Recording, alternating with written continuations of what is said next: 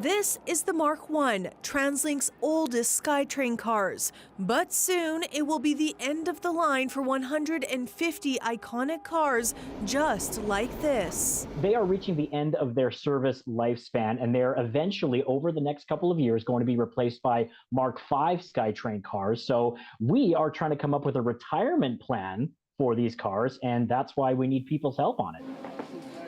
How would you like to see these Mark I SkyTrain cars repurposed? Maybe some sort of, like I've seen the old decommissioned dining cars become a thing. Housing is always a necessity in the city. I was actually thinking sending to maybe other countries that are not so fortunate, like they may like to have to keep using. I think a museum is probably just perfectly fine. Definitely the history of these old cars is something that I would be pretty interested in, I think. What about turning it into a food truck-styled restaurant? Maybe a dance club? Or a wedding venue?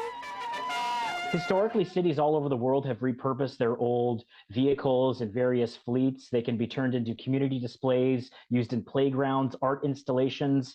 They can be set up in museums and even turned into artificial reefs. Since they were introduced during Expo 86, the Mark I SkyTrain cars have been used by millions of transit riders for nearly 40 years. But TransLink says by 2027, the SkyTrain's original fleet will be replaced.